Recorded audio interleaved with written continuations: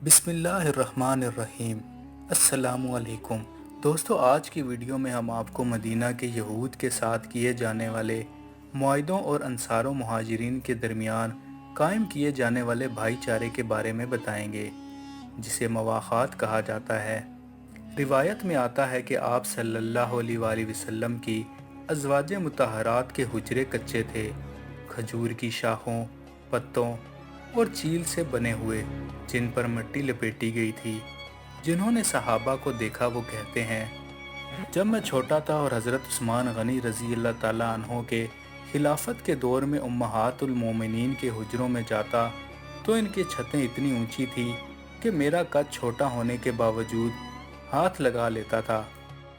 دوستو، مسجد نبوی کی چاروں طرف حضرت حارث بن نعمان رضی اللہ تعالیٰ عنہ کے مکانات تھے۔ حضور اکرم صلی اللہ علیہ وآلہ وسلم نے اپنی حیات مبارکہ میں متعدد مرتبہ ارشاد فرمایا، اس میں حکمتیں اور مصلحتیں ہیں۔ جب بھی آپ صلی اللہ علیہ وآلہ وسلم ارشاد فرماتے تو حضرت حارث رضی اللہ تعالیٰ عنہ اپنا ایک مکان یعنی حجرہ حضور اکرم صلی اللہ علیہ وآلہ وسلم کو ہدیہ کر دیتے، اور اس میں آپ صلی اللہ علیہ وآلہ وسلم کی زوجہ محترمہ کا قیام ہو جاتا۔ رفتہ رفتہ حضرت حارث نے اپنے تمام مکانات اسی طرح آپ صلی اللہ علیہ وآلہ وسلم کو ہدیہ کر دیے۔ دوستو، کہا جاتا ہے کہ اسی زمانے میں انصار مدینہ کے سامنے یہودیوں کے ساتھ صلح کا معاہدہ کیا گیا۔ اس میں یہ بات طے ہوئی کہ یہودی خود مسلمانوں کے خلاف کبھی جنگ نہیں کریں گے، مسلمانوں کو کبھی تکلیف نہیں پہنچائیں گے، اور نہ ہی کسی دشمن کو مسلمانوں کے مقابلے میں مدد فراہم کریں گے، بلکہ اگر کوئی اچانک مسلمانوں پر حملہ کرے تو یہودی مسلمانوں کا ساتھ دیں گے۔ اس کے بدلے میں مسلمانوں کی طرف سے یہ ضمانت دی گئی کہ یہودیوں کی جان و مال اور ان کے مذہبی معاملات میں آزادی کو محفوظ رکھا جائے گا۔ یہ معاہدہ مدینہ کے مختلف یہودی قبائل کے ساتھ کیا گیا، جن میں بنو نذیر اور بنی کنیزہ شامل تھے۔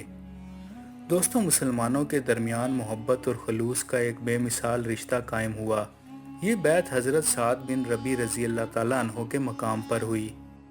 اس بھائی چارے کے بعد انصاری مسلمانوں نے مہاجرین کے ساتھ جو سلوک کیا وہ رہتی دنیا تک یاد رکھا جائے گا۔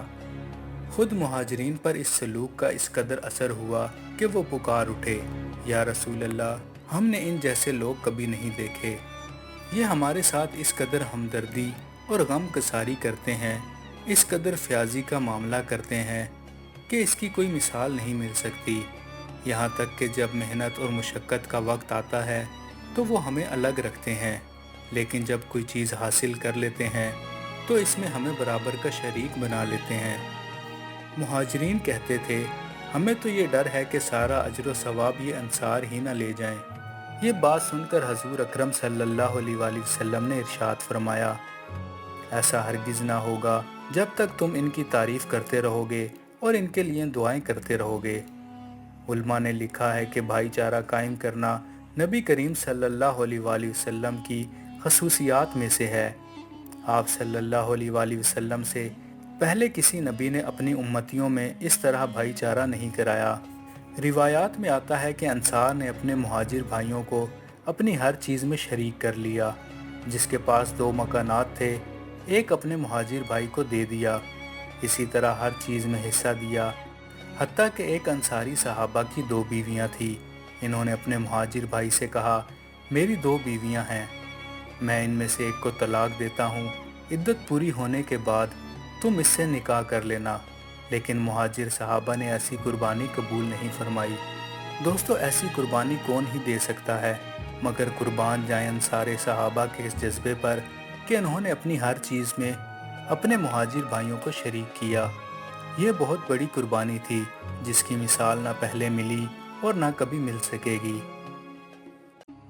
مزید ویڈیوز کے لیے چینل کو سبسکرائب کریں۔